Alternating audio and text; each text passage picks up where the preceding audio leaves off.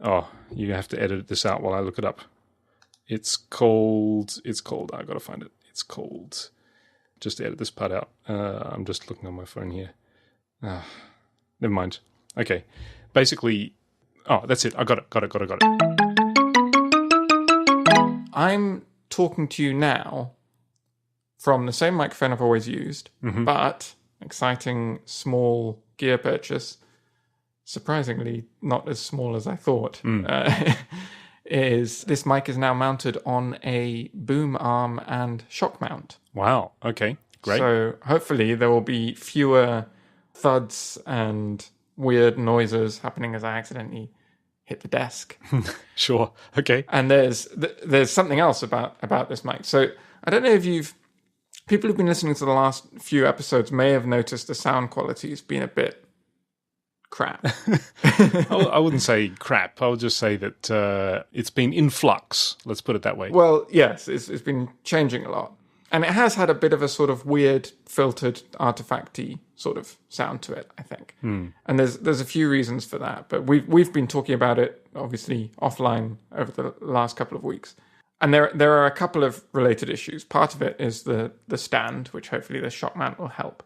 But there's been this high-pitched whine that has existed for basically the entire time we've been doing the podcast. And I've tried a few things to get rid of it.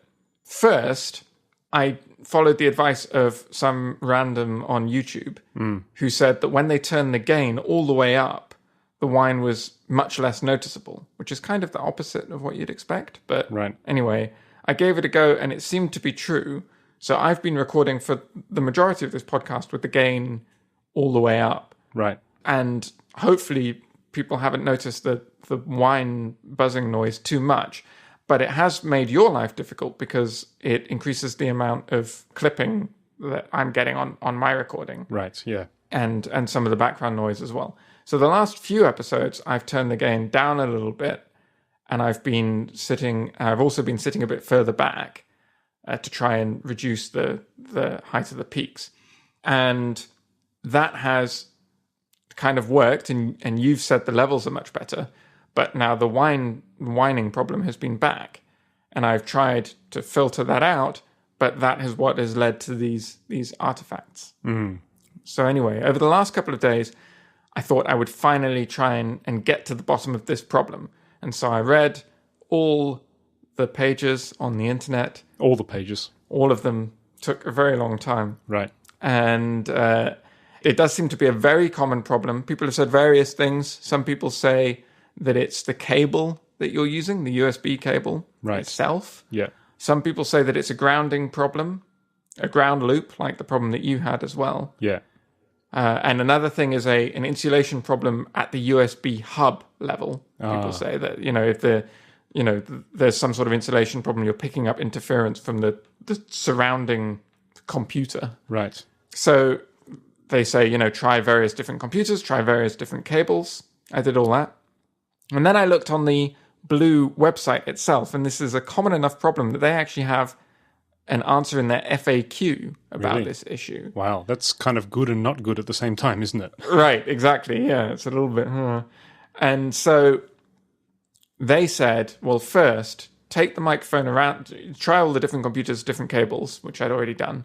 Now take the microphone around your house and try and find a room which has no electronics in it. And make sure that you're not picking up background sort of humming that the human ear can't usually hear, but the microphone picks up from other electronic devices that are around. So I did that. I went to the very opposite end of the house. No electronics, no fans, nothing. And I recorded it. I still heard the buzzing. So I thought, okay, I'm convinced now that there's a problem with my microphone. So I'm going to write to Blue. It's still within warranty. It's got a 2-year warranty, apparently. So I'm going to write to them and try and sort it out. So I went to their support page, and they said, okay, if you've had this issue, upload an MP3 so we can hear the buzzing. Right. And we want you to turn the gain to 50% and the volume, the input volume on your computer, also to 50%. Right. Which I guess they do so everyone's got it at the same setting so they can compare like for like. This was like an hour ago. This is, I'm not sure what I was planning to do for this podcast. I guess I was just going to record it anyway. Right. But this is just not long before we started recording. So I filled in this whole form. I explained the issue. And then I thought, okay, I'll record the sample now. So I took the microphone that I'd been using in my laptop to carry around the house, and I plugged it back in onto my nice new shock mount, and plugged it into the computer, turned the gain 50%, blah, blah, blah, recorded it. No buzzing. Nothing. For the first time in over a year since I've had this microphone, I'm getting a perfectly clean signal, Right. with no buzzing at all. It's kind of like it's sort of a very unsatisfying joy, isn't it?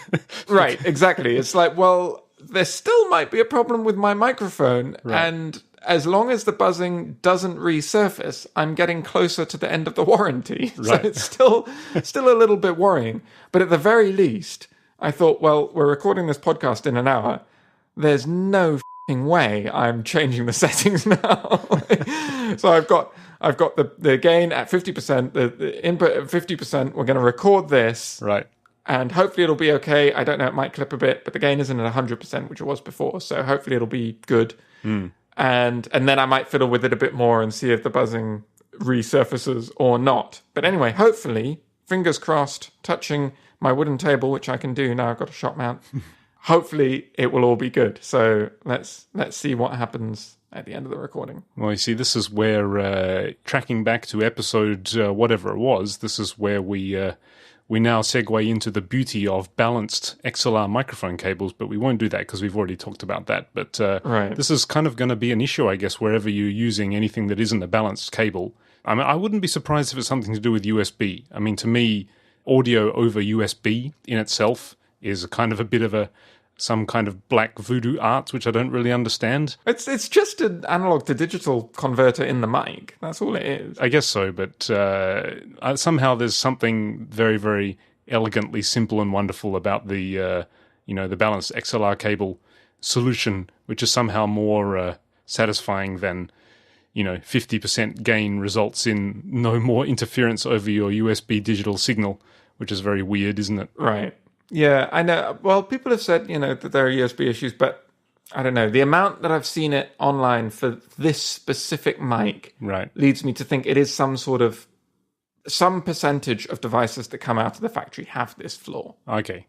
So it's... You know what I mean? And it's like, if you're unlucky, you get it, and then you trade it in for one that works, I guess. That's why they've got this support set up. So I'm hopeful that if this problem does resurface, I'll be able to contact them and they'll sort me out.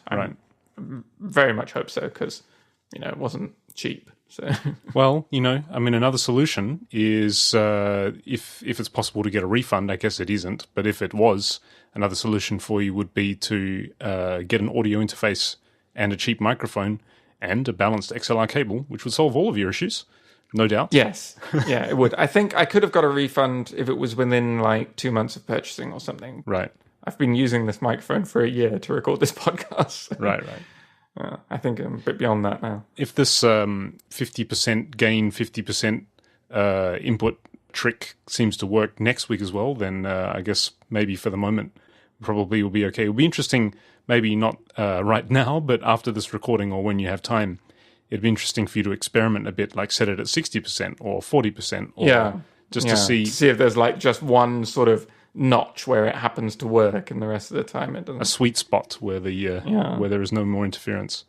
Yeah. Well, actually, so funnily enough, I'll be using this microphone again on Sunday for the first online bilingual D&D game that I'm going to be playing, Dungeons and Dragons. That's you're going to be involving the esteemed friend of the show, Tema, I guess? Yep. So we're going to be... I can't remember if I've mentioned this on the show before, because one of my New Year's resolutions that I mentioned was to make the effort to actually play Dungeons and Dragons this year, because I've been wanting to get back into it for so long. And, I've got all the books and everything. And so that was a thing that I was planning on doing, and not one to make life easy for myself.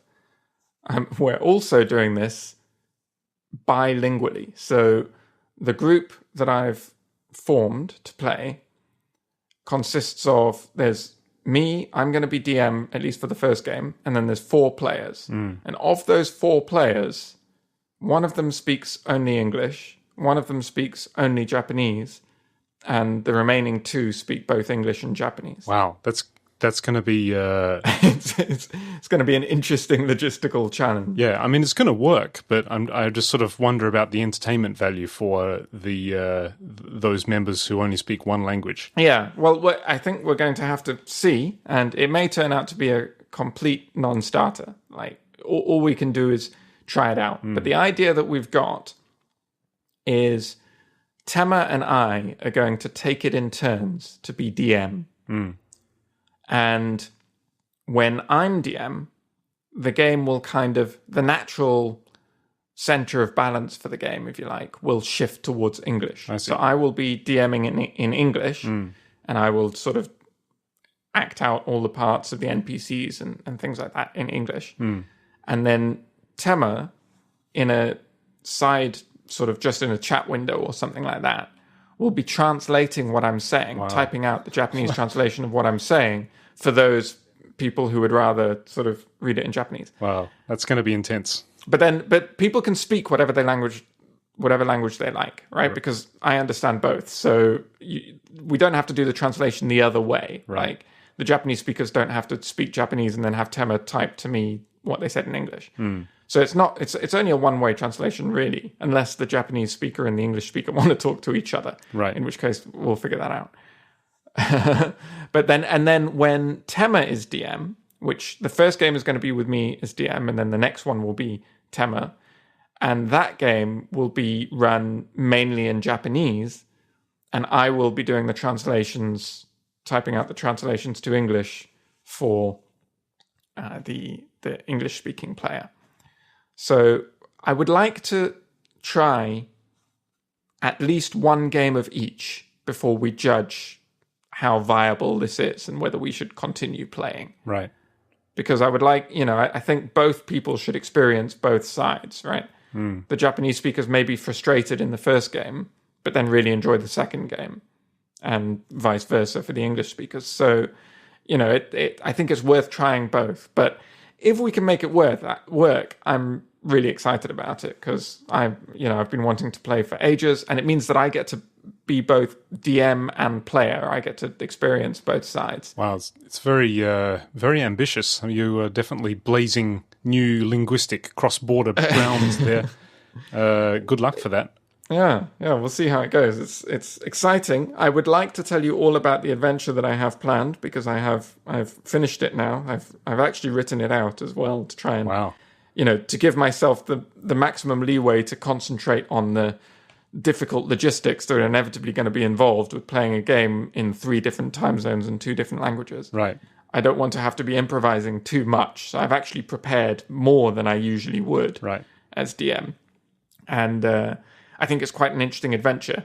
But we will be playing the day after this podcast goes live. Right. And I know that Tema, for one, always listens to this podcast on the day it goes out. And I guess we could talk about it, and I could just give a spoiler warning now and tell Tema not to listen.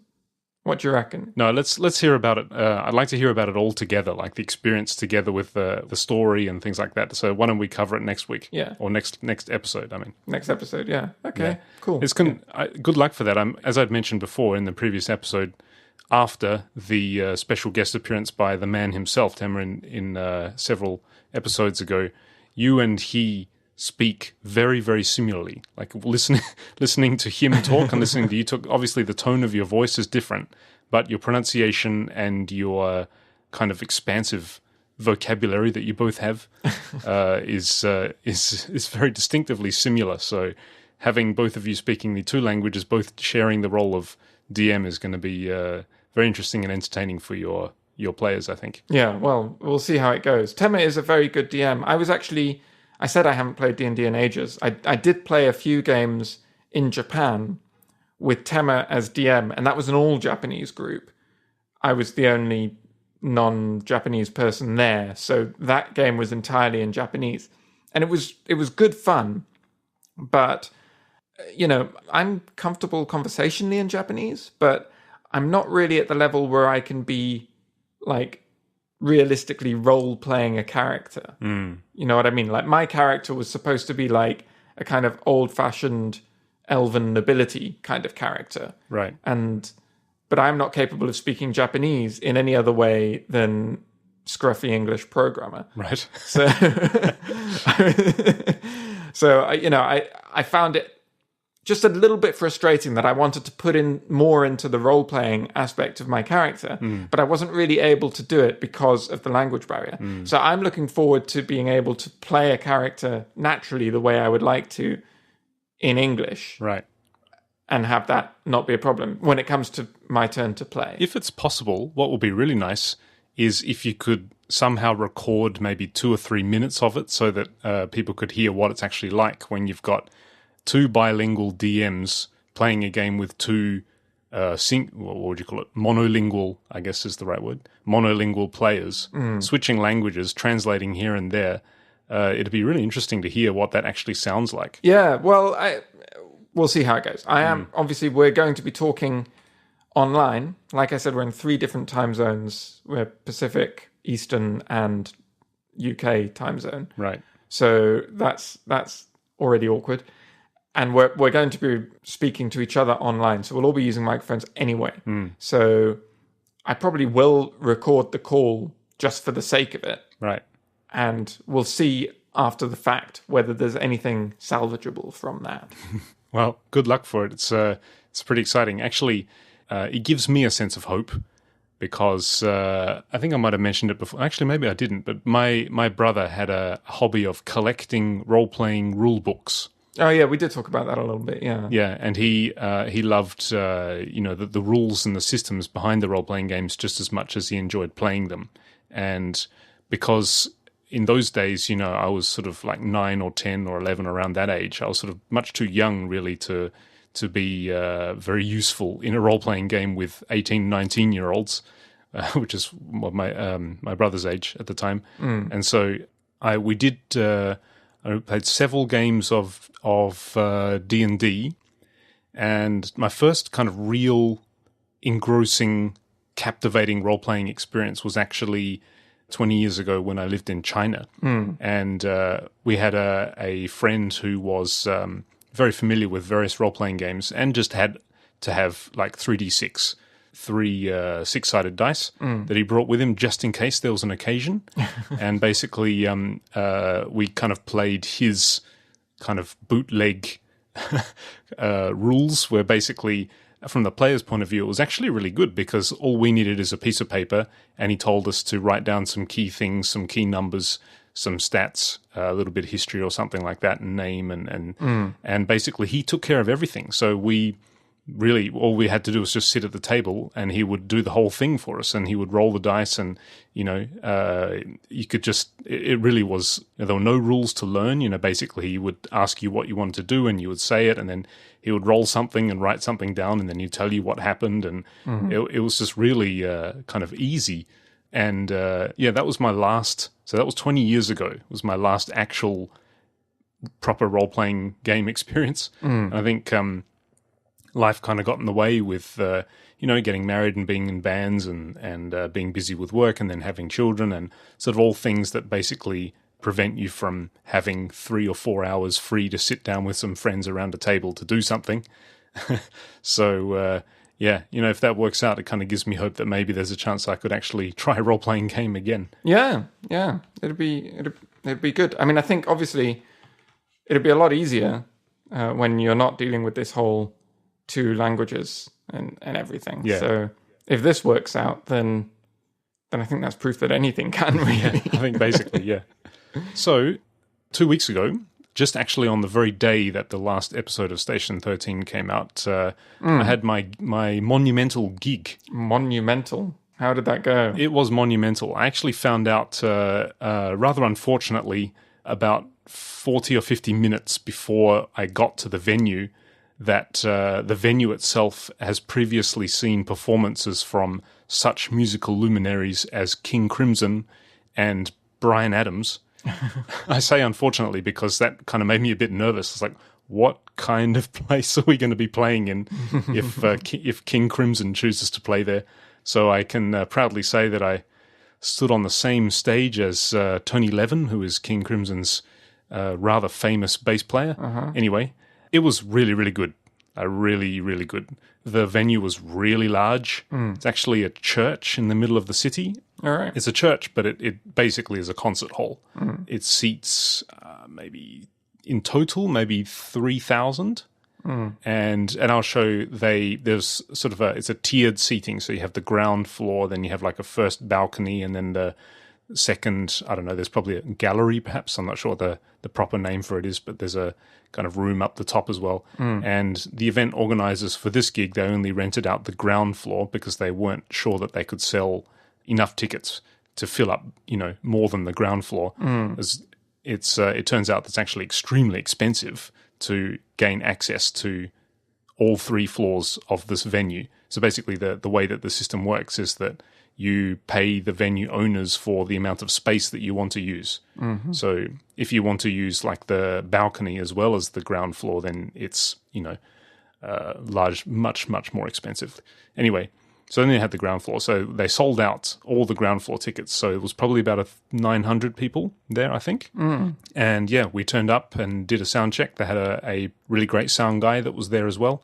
And it was really, really good. The nice thing about playing to lots and lots of people is that you don't really, well, I don't really kind of feel very nervous in that situation.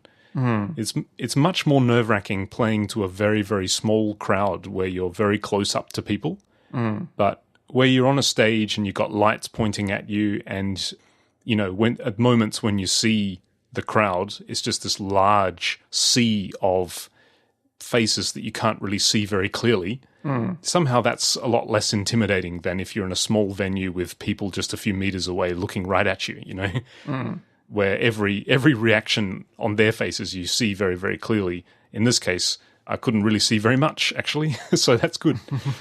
So it was very comfortable. The choir sang beautifully, and the band played excellently. A few mistakes here and there from each one of us, but nothing show-stopping. I mentioned in our previous episode about these kind of mental blanks that are possible when you're performing, where you sort of your mind wanders off what you're doing, or you start thinking about that C# and what it actually means. Yeah, did you remember the C sharps? I did remember the C#, but unfortunately, in one of the very, very simplest songs that we were doing, I kind of got lost on the sheet music at one point. Oh dear. So there was a little bit of a hiccup there in the bass line, which wasn't too good, but hopefully nobody noticed. Nobody seemed to notice, nobody said anything to me afterwards about it. And I said that I messed up that point, and then people said, "Oh, did you? I didn't hear it." So hopefully that's okay. Nobody was the wiser. But no, it was very, very good. The sound was excellent. Of course, when you're playing on a stage, especially with this kind of amplified setup, what I'm hearing on the stage is really different from what people in the audience would be hearing, because I was listening to, we had a fold-back speaker that I was sharing with the guitarist, and I was hearing a signal out of that, and I had my own amp on stage, which was serving purely as a monitor for myself to hear what I was playing. They have it's called a DI box, is a direct input box, it's called, which is a kind of an impedance converter for passive and active electronic instruments like guitars and basses. And basically that splits the signal. One direct line goes through a balanced XLR cable, which is really, really, really long, all the way up to the mixing desk. And that's sort of a direct line from my bass. And the DI box splits that together with a line that goes out to my amp. So basically I'm only hearing what's coming through my amp as for monitoring purposes, and then the engineer has full control over what my bass sounds like to the front of house. Fortunately, because I use a kind of bass guitar, it's a Fender Precision bass, which is sort of like the quintessential standard bass guitar. It's very, very easy for most engineers to deal with, so it was nice and quick and easy. I pulled it out and he saw it and said, "Right, great, I know what to do." So that was that. Didn't need to sort of talk to him at all about, I want it to sound more like this or more like that. The Fender Precision bass, or P bass, was actually the very first mass-produced, widely popular electric bass guitar design in history, going back to 1957 for the type that I use, but I think there was a previous model before that. Right. And anybody who's listened to any music that's played by a band from the past, 60 years will know this sound of bass guitar, or you will have heard it before. Right. And so very, very easy for engineers to deal with. So that was really great. Yeah, and other than that, it was just really enjoyable. The performance was about 90 minutes long, and we all had a good time, and the crowd really, really just seemed to have a great time, which is great. And all 250 singers sang excellently, so very happy. Oh, very good. So you'll be sticking with them then? Well, this band, this is the largest performance that this group, this project has ever done. And it's actually the combination of 3 choirs to form this one large choir for this specific performance. Oh, right. So those 3 choirs do lots of other performances all the time, but rarely on a scale that need a full band backing them. Okay. So, yeah, whether or not they need, a bass guitar is sort of basically up to the kind of music that they're going to be performing in the venues that they'll be working at. And hopefully, if they do something large enough where they need a full band, hopefully they'll call me back. But, so it was great. Now, I think that there was somebody videoing it, and I know that the sound was recorded. So there is word of a version of the performance going up on YouTube at some stage. So if that does come out, then I'll keep you posted. Oh, cool. Very good. Yeah, it seems like... So it's just a single one-off performance and you're done? Yeah, well, basically, like I said, if they do any other large-scale performances where they want a bass guitar, hopefully they... Right, hopefully they'll call you. It's interesting that, it's a lot of work in rehearsal for then one performance, as opposed to like a play. Usually when you put on a play, you'll have a run of some time, even if it's only like a week or two. You'll do a few performances, which kind of makes up for all the time you spent rehearsing. You then get to sort of repeat it.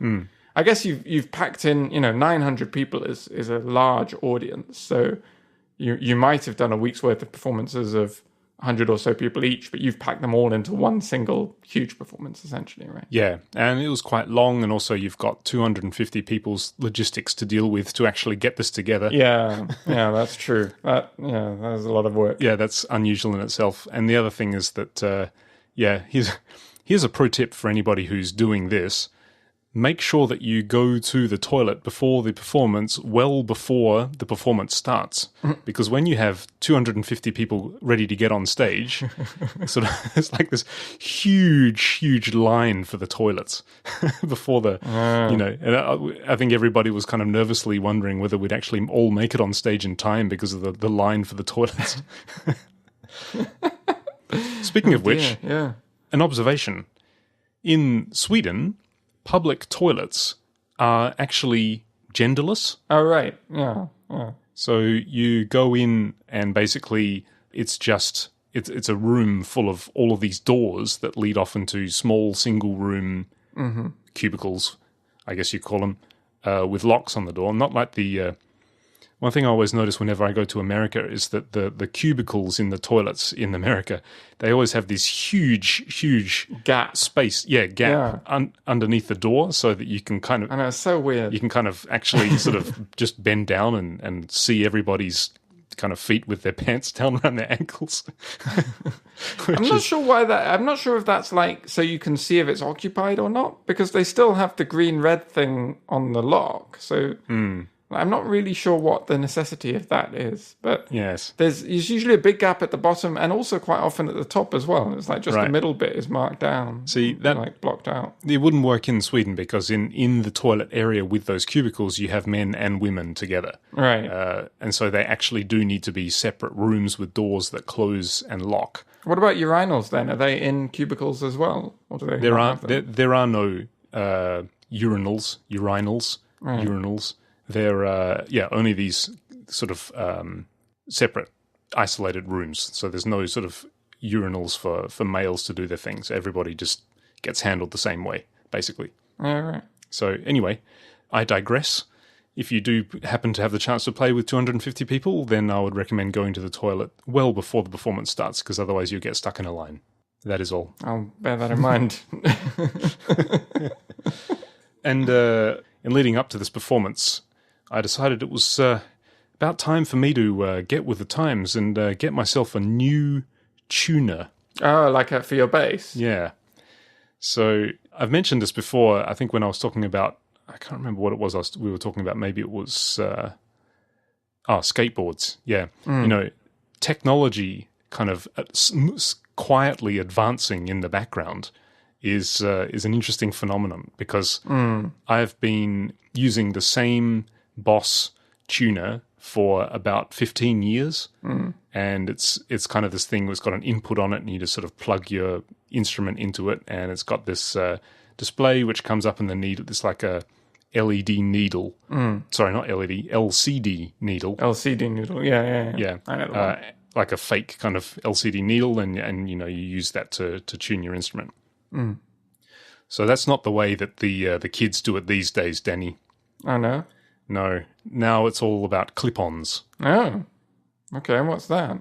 Yeah, so basically I thought, well, you know, I'm going to be doing this performance, and it's kind of a hassle to see. With a performance like this, you'll do the sound check, and you'll leave your instrument on the stage, and then the audience comes in, and then, you know, when it's time to go on stage, you go up onto stage, and you put your instrument on, and that's a good time when you would want to tune again, just to make sure that your instrument hasn't gone out of tune when it's been sitting under the lights. And the whole ambient temperature of the room has probably changed with all the people filling in, you know, filling up as well. Like, yeah, exactly. So at that time, because my instrument was live as in like there's an active signal going to the desk through to the PA in the front of house, it's not a really good time to be unplugging my bass. Oh God, yeah. Everyone has to listen to.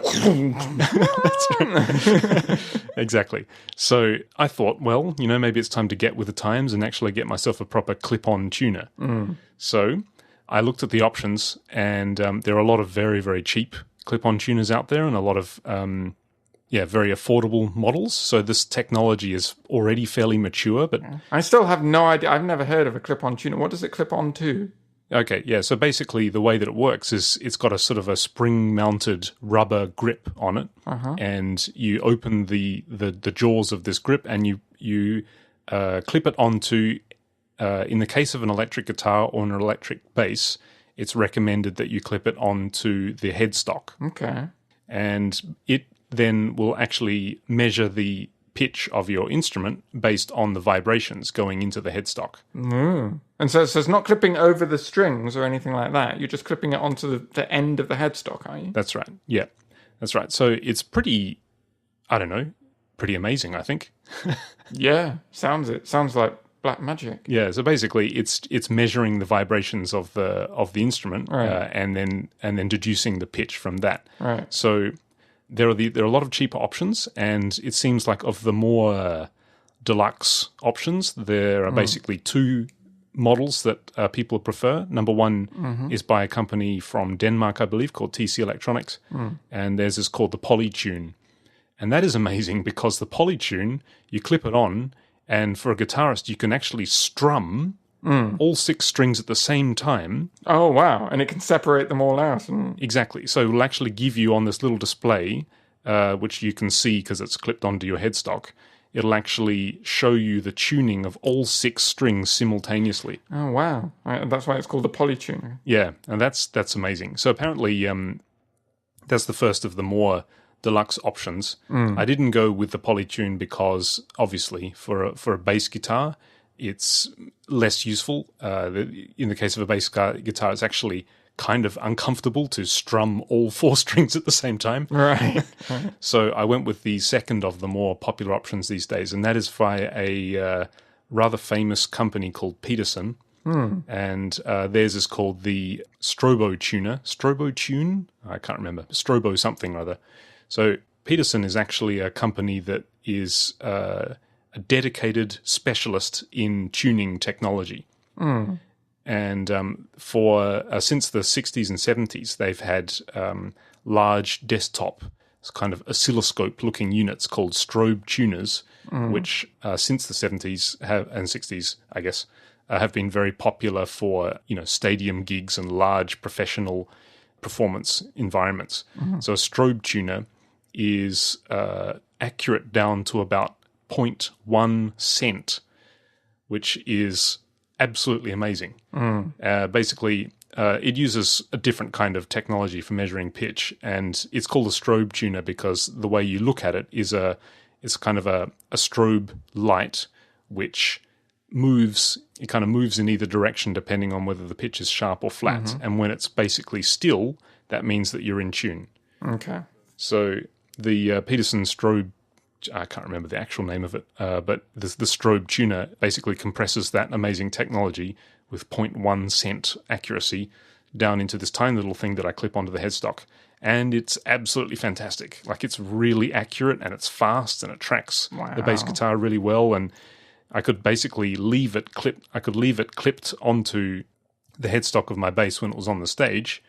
And then all I had to do is, get up there on the stage, and I could have the volume on my bass all the way down, and I can tune without any signal going to front of house because it's using the vibrations. And then, just before the performance is about to start, I just pull it off and put it in my bag, and I'm ready to go. Oh, wow. I'm looking at some of these things photos of some of these things online, and they're kind of weird looking. Like, just by looking at the photos, I can't quite tell how it works. Yeah, so the strobe tuner that you're probably looking at looks like a kind of a wheel on the top. Right, and like a sort of long and short lines, sort of blocks almost. Yeah, so basically, all those blocks and lines basically rotate left and right. So the whole thing kind of moves like a kind of a cog. Right. And it animates left and right. And when it's perfectly still, that means you're in tune. And the only reason for the pattern that they have on that strobe tuner is just for easy visibility. I see. So that's why there's thick lines and thin lines. Right. Just so this is very easy to see. And that definitely was because when I was tuning on stage, it was kind of dark, but there were lights flashing around the place, and it was just really easy to see when that was really still. Incidentally, my instrument actually didn't go out of tune, but that's fine. Anyway. Wow, that is, yeah. I've also got an old tuner from like 20 odd years ago that I used for ages and ages, basically exactly the same as your Boss one. Right. And that's all I've known. And then more recently, I've been doing essentially exactly the same thing. I didn't bring my electric guitar over when I moved to America. I've only got my classical guitar with me. So I'm kind of dealing with an acoustic guitar, not an electric one. But I've been using Apple has an app for the iPhone called Music Memos, right, which is just for recording little musical snippets. And it's got a kind of multi-track recorder. So you can record a guitar part and then record a singing part or a different guitar part or whatever. Yeah. But it also comes with an embedded tuner. So I've just been literally just whipping out my iPhone and using the microphone in the iPhone as not up to 1 cent accuracy, I can tell you that. Yeah. So one of the really amazing thing about this specific Peterson strobo tuner, actually, you're looking at, what's the actual name of it again? Strobo Clip. There's a few different models that have come up when I searched for Peterson strobe tuner. Right. Mine is the Strobo Clip HD, I think is the latest model. Anyway, so here's another amazing thing about this, which gives it an advantage over its rival, the TC Electronic Polytune. So the Strobo Clip actually it can be used for a whole range of different instruments, including things like violins and cellos and things like that, and also wind instruments. All right. So this is where it starts to get kind of mind-blowing. What, is a clip-on? Yeah. So forgive me if I'm actually being blown away by some extremely rudimentary acoustic science. But basically you clip it onto the bell of a trumpet and it will tune. You clip it onto the bridge of a violin and it will tune.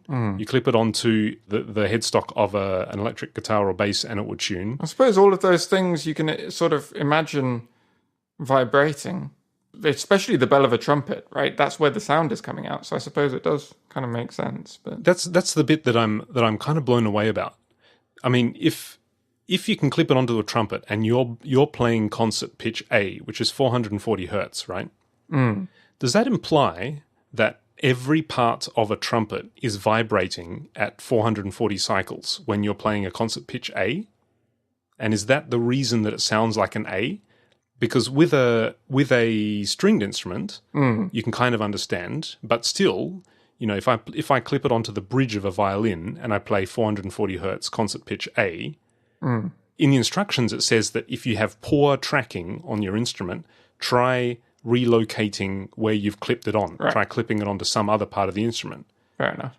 So does that imply then, again, that every part of the instrument is actually vibrating at 440 hertz when you're playing concert pitch A, or 440 hertz, or an overtone, or a relative pitch to that? Some fundamental of it, yeah. Is that right? Well, I've never thought about it, but I mean, it does sort of make sense. I don't think that is like why it sounds like an A, as you put it. I think the sound is coming from the air being vibrated at that frequency, right? Especially with a trumpet, right? The air is being pushed out of that bell at the end.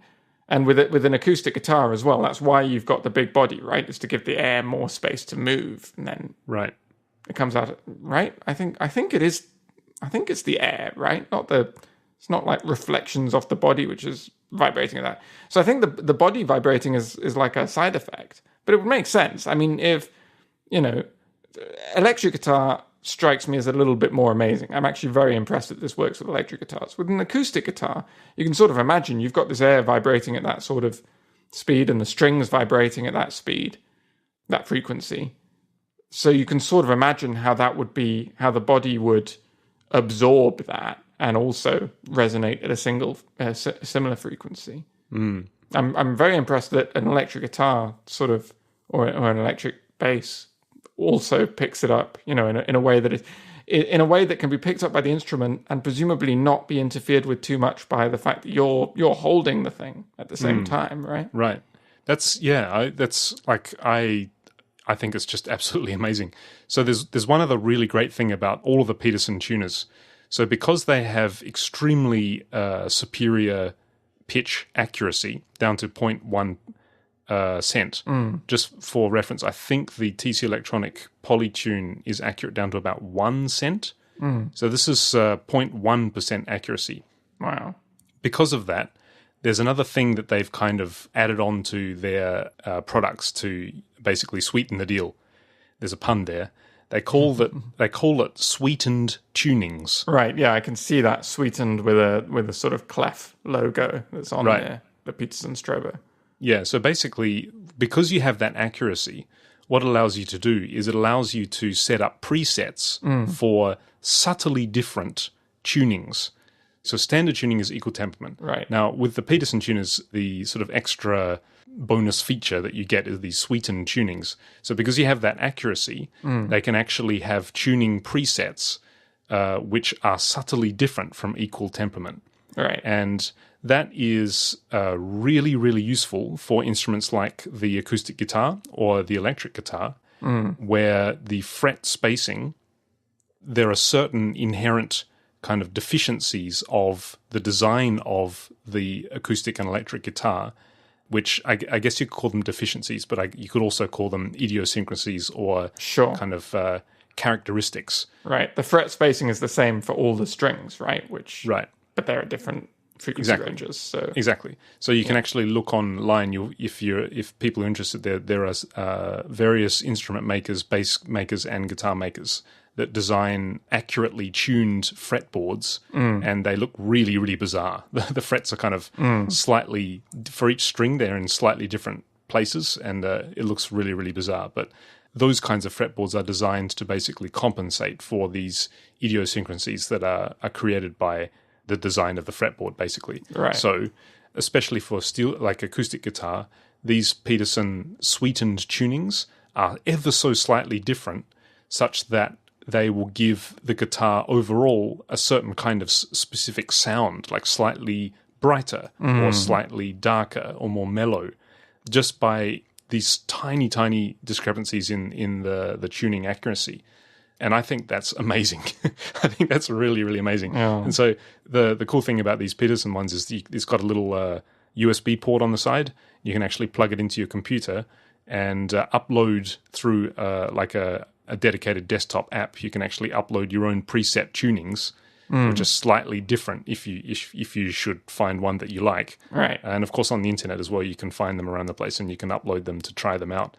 So, with a bass, there is a bass sweetened tuning which is designed to compensate for string excursion. So basically, if you have a high action, which means your strings are quite a bit above the fretboard, when you're pulling the string down onto the fret, it's not like you take a straight line and, move it down parallel evenly over the fretboard, because it's forming a sharp triangle that will actually do funny things to the length of the string that you have depressed.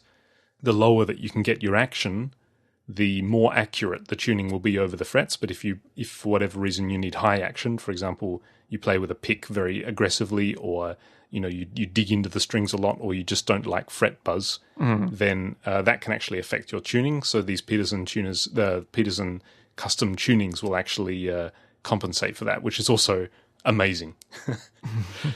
I tried it. Actually, it doesn't sound any different. Right. I was going to say, I'm not sure that I could sort of notice the subtle distinctions, given how well I seem to live with my guitar, which is always slightly out of tune at the best of times. Yeah, but I think you can actually try that yourself. All those out there with a guitar, like tuning an acoustic guitar so that like an E chord and an A chord both sound perfectly in tune is actually quite difficult. Right, yeah.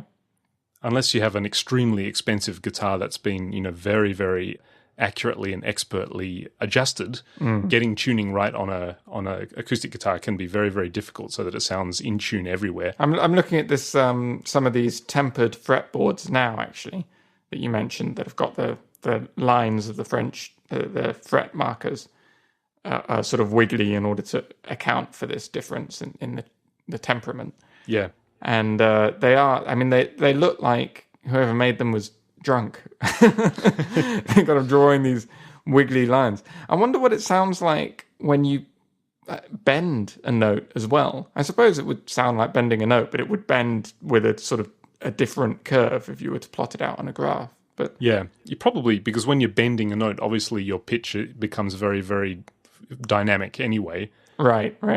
You probably wouldn't hear the... Yeah, you probably wouldn't notice that some notes kind of rise in pitch at a different rate to others, depending on where you are doing it on the fretboard. Right. And the rate would actually change as well, as you, especially on what looks like around the sort of fourth fret, there's quite a dramatic sort of curve on the G string.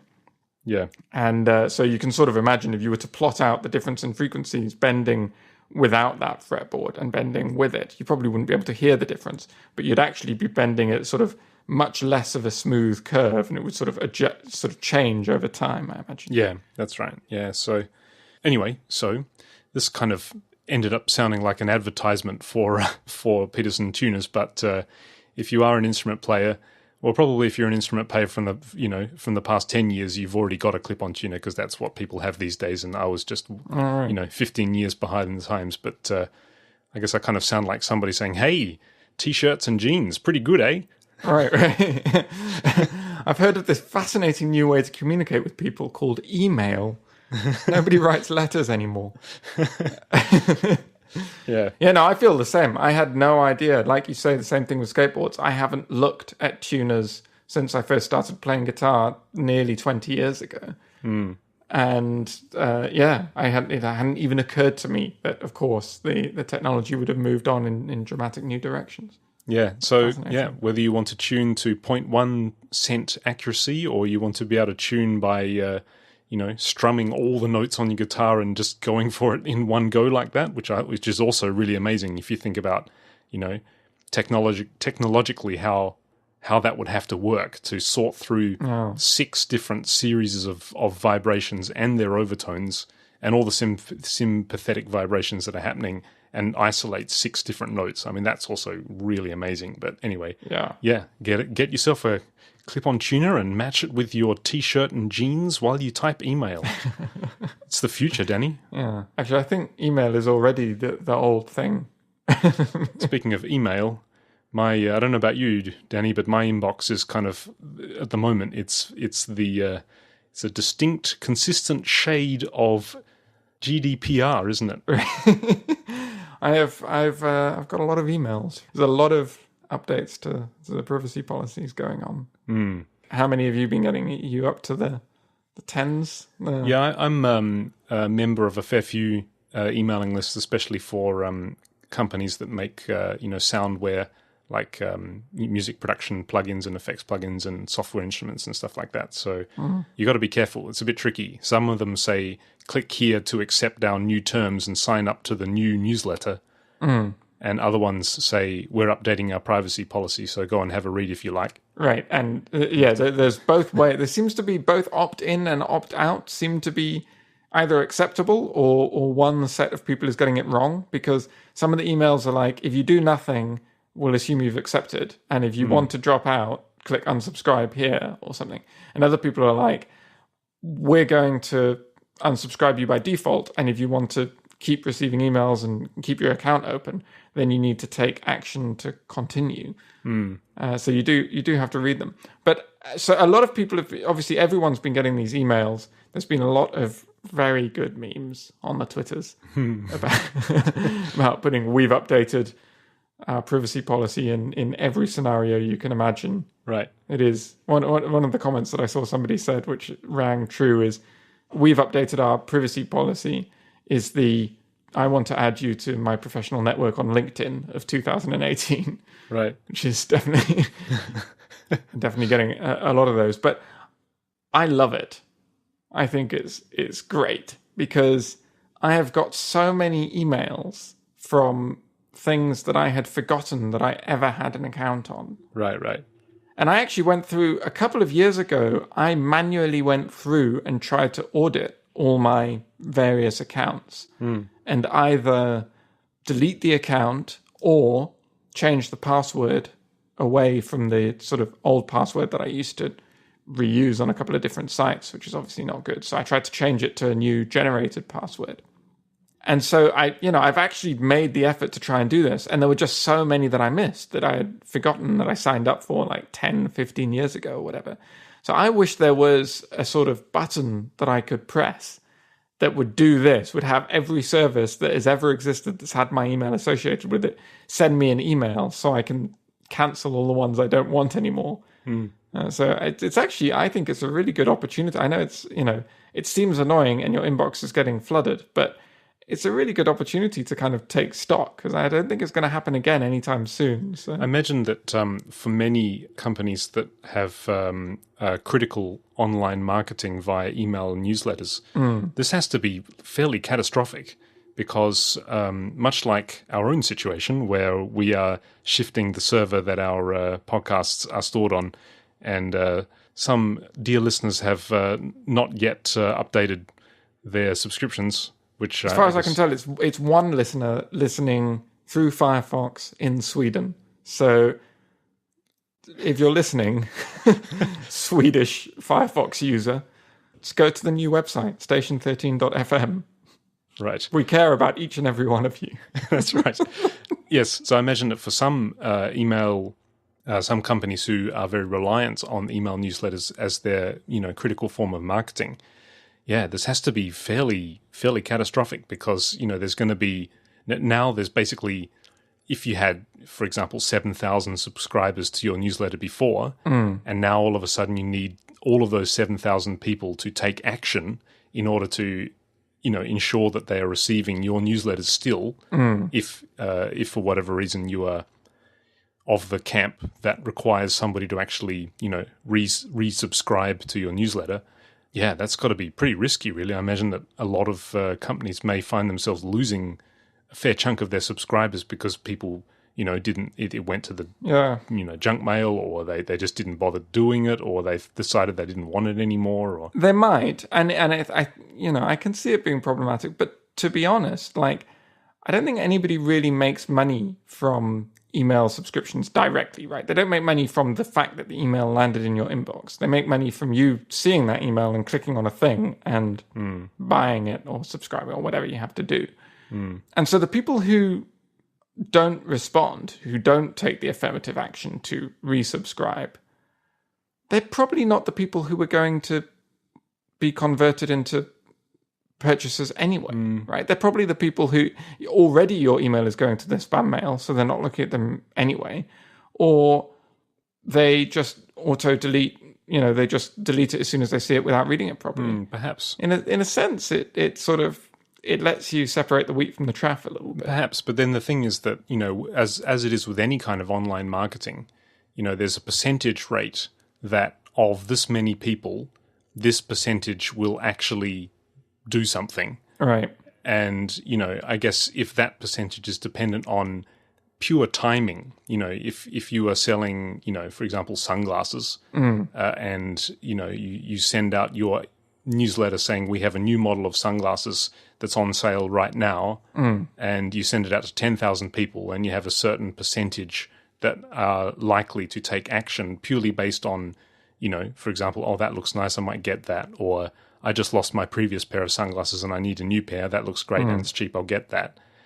If it's a percentage, then yeah, basically the more people that you can get your email in front of, even if it's, somebody that is, I don't know, going through their junk mailbox to see if there's anything there, or just happens to click on your email this time when usually they don't, even though they may not be, the critical kind of customer that you need right now. No company that's using online marketing via email newsletters is going to enjoy seeing their subscription count drop for this kind of reason. Right. Yeah. No, it's true. I guess we'll have to see how it goes. But I tend to think it's a consumer-friendly problem, right? That is a problem for companies, including small and independent companies, who will probably suffer more from it than the Googles and Facebooks of this world. Right.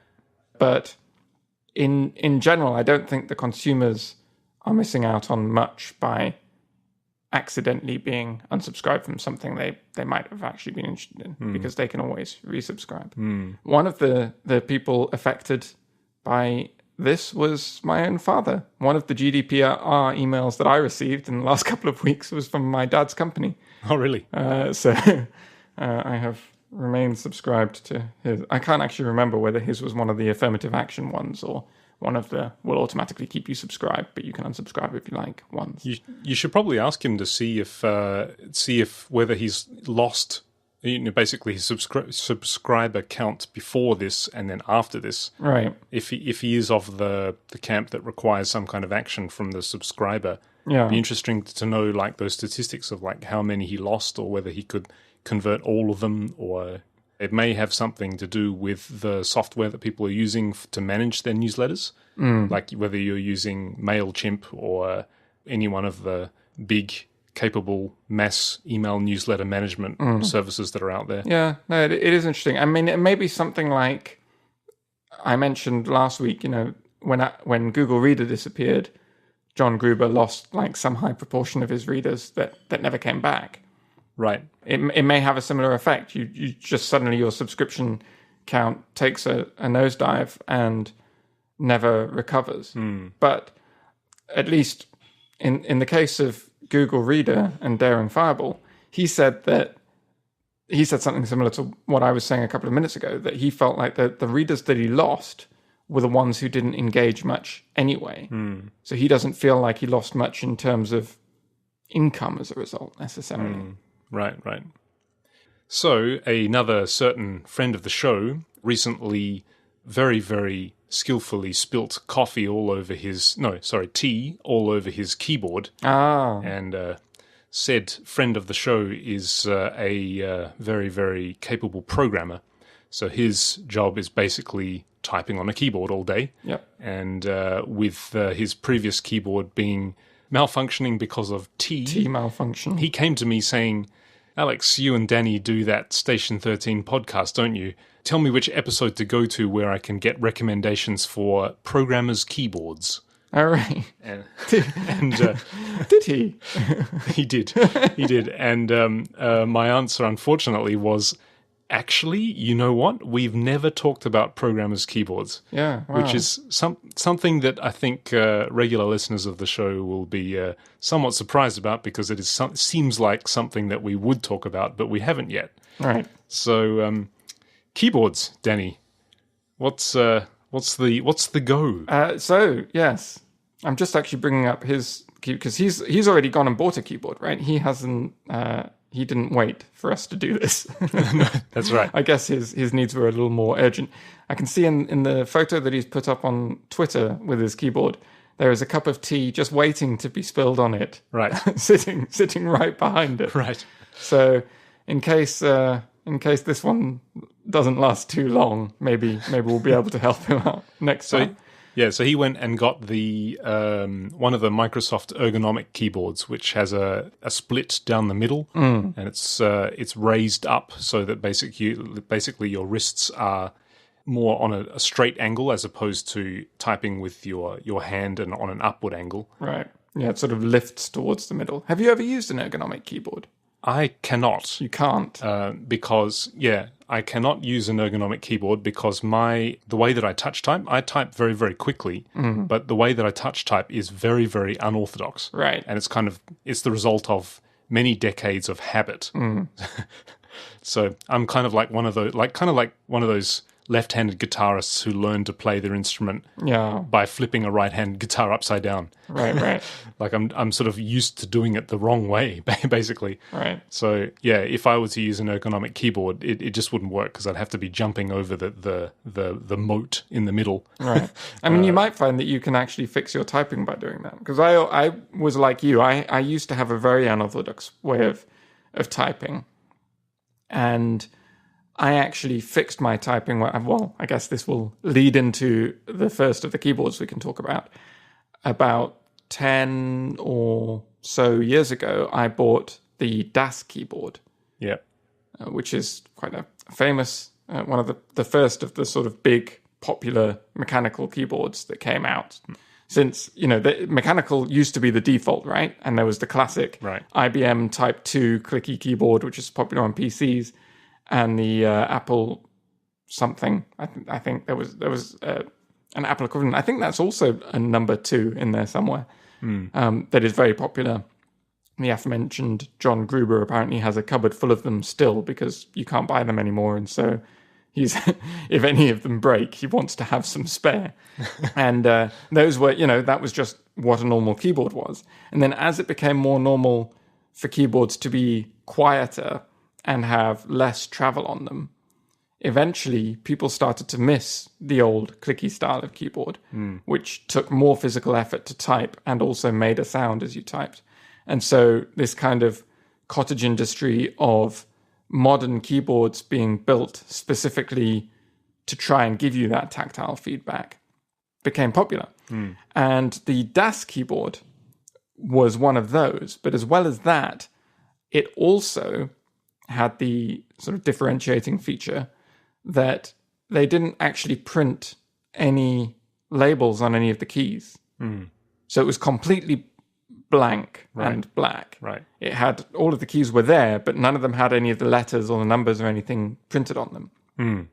That's extremely hardcore. Well, yeah, I mean, part of the selling point of it was, which I was a little bit skeptical of at the time, but that, you would improve your touch typing because even subconsciously, sometimes you're glancing down at the keyboard to double check something. Even if you can type, people sort of do that subconsciously. Right. And so I kind of bought it half with that in mind, but mainly just because, I thought it looked cool. Just before you go on there, if I can ask, sure, I can understand, from a touch typing point of view, like I said, with my odd kind of mongrel kind of mode of touch typing, I don't need to look at the keys anymore, except for when I'm using punctuation. Right. So things like, the @ symbol or hash or $sign or percentage, like that, I don't use those often enough to actually remember where they are. Right. So what about you? Well, that's exactly one of the things I was going to mention, is that when I first got it, I found that punctuation was one of the big things that I really struggled with, right? Especially as a programmer, you type a lot of punctuation. There's a lot of curly braces and semicolons and all sorts. Right. So yes, I found that, I could type fairly effectively when I was just typing letters. But then when it came to punctuation, that was one of the things that I kept messing up, and it took me a little while to adjust. As a result of using that keyboard for years, now I'm pretty good at typing punctuation because, I haven't had the benefit of being able to look at the keyboard and type it. But the other interesting thing that I found was that although I considered myself, like you, capable of typing without looking at the keyboard and of typing, fairly quickly, I found that there were certain keys that I would frequently mess up. I would mess them up in funny ways. I wouldn't type the wrong key. I would hit between the keys. Oh, okay. And stuff like that. And those were specifically, it tended to be the ones in the middle. So like the B and the Y, for example. Both of those, you have to stretch with either your right or your left hand, right? And I think proper touch typing says that you should use your right hand for the Y and your left hand for the B. But they're both kind of in the middle, so you could use either. And I think part of what was sort of unorthodox about my style was that it was right heavy. I am right-handed. And so if you think about where sort of proper touch typing says that you should divide up the keyboard between your right and left, it's on the Y, the H, and the B are typed with the right hand, and the T, the G, the Y, the H, and the N are typed with the right hand, and the T, the G, and the B are typed with the left hand. And I did it almost exactly one key to the left. So my right hand was responsible to everything, including and to the right of T, G, and B, essentially. So it was just a little bit shifted. And then my left hand always had sort of half a pinky on the shift at the left, and then was doing the home row. And I found that when I switched to the DAS keyboard, I could gain greater accuracy without looking and without having anything printed on the keys by correcting that and using the proper, in inverted commas, touch typing style. I see. And so my typing was originally more sort of unorthodox and has shifted to become more standard over the time that I've used the DAS keyboard. So, I mean, you may find that if it's up to you whether you think it's worth your time, but you may find that if you used either a keyboard with no letters printed on or an ergonomic keyboard like the one that Chris bought, you may find that you do actually adjust surprisingly quickly. I do think the one thing I wish ergonomic keyboards did, because they so clearly could, is that the B really does sit right in the middle. I think it's completely acceptable to type a B with either your right or your left hand, and it doesn't really make any difference to the speed of your typing. And on an ergonomic keyboard, as you can see in the sort of picture, the N ends up being double width. Because they put the split, and the split kind of curves outwards towards the bottom of the keyboard. So they've got all this extra space. So they make the N double width. And I think they should just have a B on both sides. It would look weird, but you could easily have two B keys on that keyboard. And then, you could type it whichever way you wanted and it wouldn't matter. So that's my feature request for ergonomic keyboards. Yeah, it would make more sense to have a double B, I suppose. So what are you using these days? Are you still using the DAS keyboard? No. So I've been through a couple of these fancy, expensive keyboards. Right now I'm on the standard Mac keyboard, the extended one with the number pad that comes with the iMac Pro. Right. Because I got it when I got this computer and I tried it and I liked it, so I've kind of stuck with it. The other keyboard I have in my drawer, which I was using for the last 5 years or something, I bought it when I was still in Japan, is the Happy Hacking keyboard. Right. Which is a smaller form factor. It hasn't got the number pad or the page up keys and all that. Yeah. It does have cursor keys, I think. So the other funny thing is that when I moved to Japan, I was very much in the camp of, I'm going to move to a new country and it would be worth my while to get used to their keyboard layout, right? Right. So a lot of other people that I know, they went to a lot of effort to import UK layout or US layout keyboards into Japan so they could continue to use the layout that they're comfortable with. I very loudly thought that was stupid and that you should adjust and get used to the native keyboard layout quickly because, especially for me, because I was running around other people's computers and helping them all the time. So, I wanted to be comfortable on whichever computer I used, not just my own. So I very quickly adjusted to the Japanese keyboard layout. And at the time, I thought maybe I'm helped a little bit in this because I'd already switched from the Spanish layout to the English layout when I moved to England. So I'd already kind of done a large keyboard layout switch in my formative years. So I don't know if that made any difference. But the Japanese layout, it's got a couple of sort of quirks that seem annoying, particularly as a programmer when you move to it. The QWERTY side of things is all the same, but the apostrophe is above the 7. So you go from being able to just hit it with your right little finger to having to hold shift and hit shift and 7 in order to type an apostrophe, which you do type quite a lot in programming.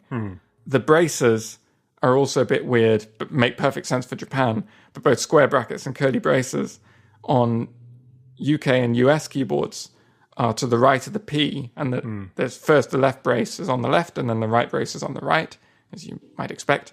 On a Japanese keyboard, they shifted one over from that, and you get the left brace on the line with a P, and then underneath that, you get the right brace. Right. So they're up, down instead of left, right.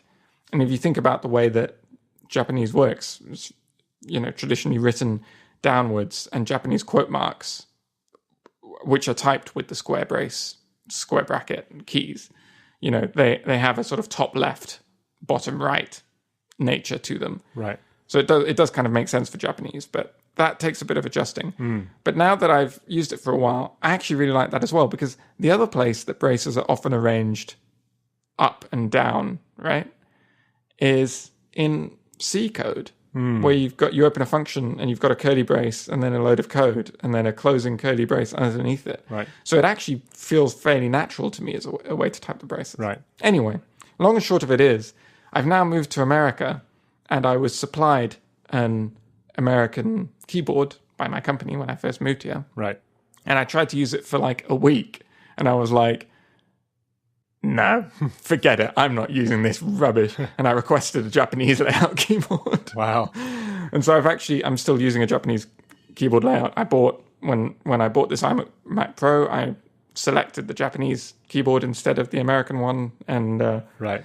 I think I could go back to a UK keyboard, but I find the American keyboard just so frustrating to use. Really?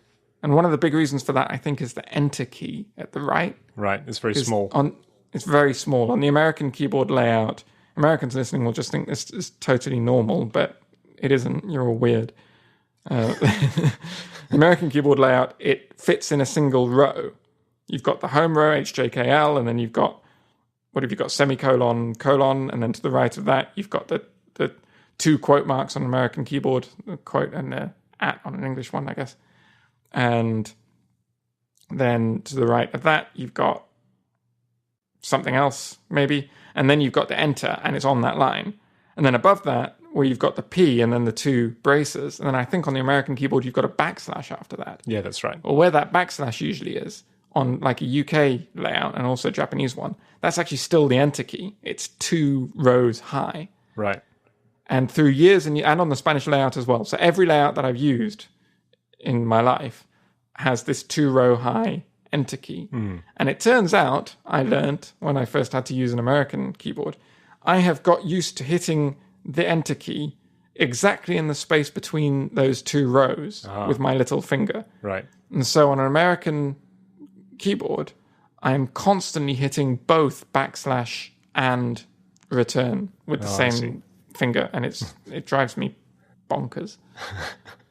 I see. So at work, you are using you're not using a specialist programmer's keyboard. You said you requested a Japanese layout one. You're not using your Dust keyboard or the Happy Hacker. That's right. I'm using a standard Mac compact keyboard, the one that comes with an iMac, Right. in a Japanese layout. Okay. I did consider bringing it. For a while, I used my Das keyboard, Right. which was all right, but again, I got frustrated by that's a European layout keyboard. Okay. And I got frustrated by the difference because I was using the Happy Hacking keyboard, which is a Japanese layout, at home, and the European one at work. And so every time I switched, I had to switch keyboard layouts in my mind, which was really frustrating. I think if you're going to do it, you should do it everywhere or not at all. So now your Das keyboard is hibernating, is it? So I have two neglected, very expensive keyboards.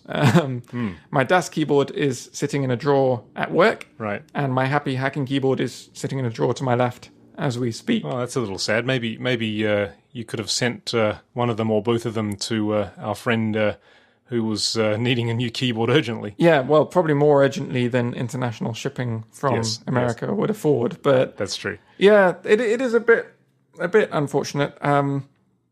Part of the reason is, I guess, this is ridiculous, but the wireless nature of it. Like, Right. Modern Mac keyboards are wireless, and I've grown used to and started to enjoy not having any wires on my desk. And both of these, the Das keyboard that I have and also the Happy Hacking keyboard, Fujitsu, who make the Happy Hacking keyboard, have come out now with a Bluetooth version of it. Okay. But the one that I have is wired. And so it's just kind of annoying just having this wire on my desk. And the other thing is the number pad. I actually find the number pad really useful. I know a lot of people don't use them, but I make quite a lot of use of the number pad, both for typing in numbers and also I know a lot of tools that you use, like Renoise makes quite a lot of use of the number pad, right? Yeah. So for myself, I need to have a keypad because Renoise uses the number pad very, very extensively. But for myself, actually, ironically, I'm also using an Apple USB keyboard, and this is by far my favorite keyboard. So I have also tried your keyboard back when we were together, your Das keyboard, and obviously it's not really suitable for me because I'm not very good with remembering where all the punctuation marks are. So, and I don't really type enough to kind of Adjust quickly for there to be that much benefit in being able to remember where exclamation mark it is. Yeah. So anyway, of all the keyboards that I've tried though, also the clicky micro switch ones and all that, the Apple USB keyboard is, in my opinion, Apple's greatest industrial design. I think it's absolutely brilliant. So the reason that it's great is because obviously the low travel. So it's the keys don't go down very far, right? Which means that for somebody like me, I find myself able to type extremely quickly. But also because the way that I type is very unorthodox, and I have sometimes fingers crossing over hands and just all ridiculous stuff. But I do it very quickly. The low profile of the keys makes it really, really easy for me to type extremely quickly in the funny way that I do. I really love the weight of it. So it's made of I think it feels like aluminium, but it maybe not. But it's quite heavy. So when you set it on the table, it feels really solid as you're typing on it. Unlike any plastic keyboard that I've tried, which kind of has a bit of flex to it. This has no flex at all. So it just feels really, really kind of solid as you're typing. And then all the membrane switches, they're not micro switches, the mechanical switches, they're kind of membrane switches underneath the keys, just feel really pleasant. So yeah, they're not mechanical, but they still have a very good solid feel to them. Like they don't feel squishy like a lot of cheaper keyboards do. Yeah. So also like you, when I was in Japan, I had when I first got there, I was obviously using the office computers of the company that I worked at, so I was using all Japanese layout for everything. I agree that the enter key being nice and chunky kind of definitely has a good feeling about it when you slam that massive fat key on the side. But when I ordered, this is way back in the early 2000s when I ordered my very first own personal computer, I actually ordered one with a US layout. All right. And I decided to myself, well, I have no idea where I'm going to be living in the world in the future, but I imagine that a US keyboard layout is not going to be too hard to find wherever I am. Right. So I decided to sort of standardize to the US layout, and I've kind of kept with that. And fortunately, when you order Apple products, at least you have the option of quite a few different options of what layout you want to have the keyboard. And so I got this, I'm looking at it right now, but this USB keyboard is a US layout, and I've got it, how old is this? This must be, I don't know, I think it's the very first incarnation of this USB full keyboard with the keypad on the side as well. And yeah, I just adore it. Like I just love typing on it so much so that any other keyboard, including the keyboard on my MacBook Pro, is just kind of really not very satisfying. So when you get used to a particular sort of keyboard, I think any deviation from that thing becomes frustrating, right? yeah. That said, when I did try your Dust keyboard, I think that was the one that I tried. I can definitely see the appeal in mechanical keyboards, even though your fingers are moving a whole lot more because the keys travel a lot more. There is that kind of clicky feeling where there's a definite threshold that your finger passes over. Right. It creates this kind of very haptic sensation through your finger that you've clicked this key now. Right, right. That's a very satisfying feeling. So yeah, I can definitely see the appeal of that kind of keyboard. I think also what it might help with is that, if you have this tactile and also auditory confirmation that you've pressed the key, that will actually help you probably use much less pressure. Because I imagine that if you didn't have that, if you're just using a very cheap, off-the-shelf, sort of standard issue PC keyboard, which has usually have a very plasticky, spongy kind of feeling. Yeah. You could get into a habit of pressing really, like kind of really hammering it. Yeah. Because the only sensation that you have that you've actually pressed the key is the key bottoming out. Right. Whereas if there's actually a click that is not at the very bottom, but is actually on the way to the bottom, once you get used to that, I imagine that, you may be able to type a little faster because you don't need to actually bottom out the keys in order to actually make a keystroke, perhaps. Right. I don't know. Right. Do you, when you were using your happy hacking keyboard and your Dust keyboard, were you always bottoming out the key, or were you sometimes kind of just going down to the point of the click and then releasing? It's difficult to say because the click is the more noticeable thing. So you don't notice so much whether you are then going on to bottom out the key. I know with that DAS keyboard, at least, the keys are actually weighted differently as well. So the resistance on the keys towards the middle of the keyboard is higher than that on the edge because your little finger tends to be weaker than your index finger. It's intentionally designed that way. Yeah, it's intentionally designed to feel, even across the whole width of the keyboard. That's amazing. Yeah. So, I mean, they put a lot of effort into making it feel right. So, I don't know. I mean, yeah, I feel a bit sad about the fact that I'm not using either of these keyboards. Not just because of the sort of, they cost a lot of money, but, they are good keyboards, and it seems a shame not to use them. But for right now, this one is kind of suiting me quite well. So one thing that I have thought of doing was, I think it's the Happy Hacking keyboard, or maybe it's Dust keyboard as well. You can actually order them with custom key colors.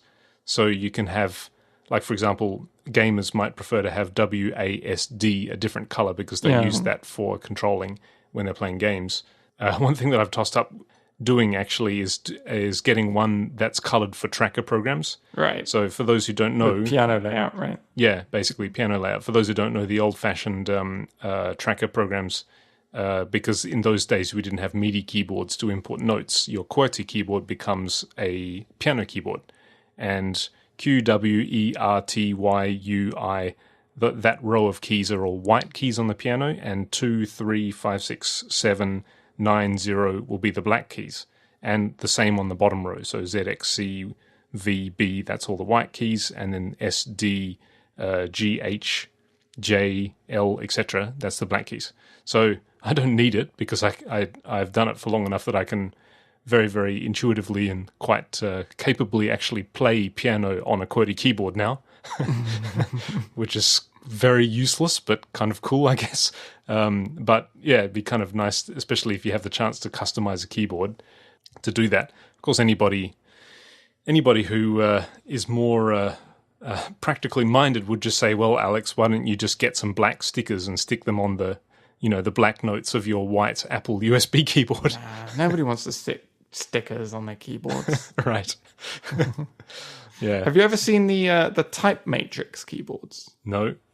That's something that I've always wanted to sort of try, but again, it's quite a big investment for something that I might hate. But I'll send you a link, and you'll see what I mean. Okay. Well, I'm just having a look now, actually. They're arranged in a regular grid instead of being standard QWERTY keyboards are sort of offset.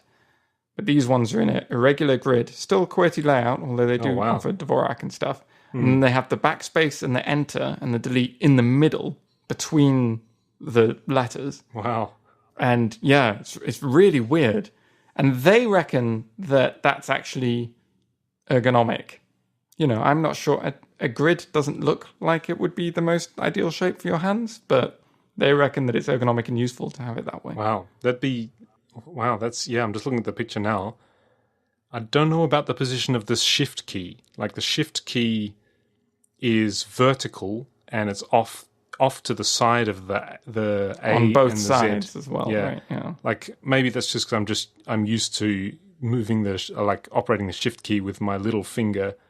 Like I guess yeah. It would be the same place relative makes sense to the A, and to the Z. Well, that's kind of neat, but you'd have to just try it. I guess that is extreme. Yeah. Yeah. No, I've always wanted to give one of those a go, but never enough to actually pull the trigger on buying one. Well, aforementioned friend of the show who has been now going for 1 week with his Microsoft ergonomic keyboard. We'll have to check in on him and see how he's going, I guess.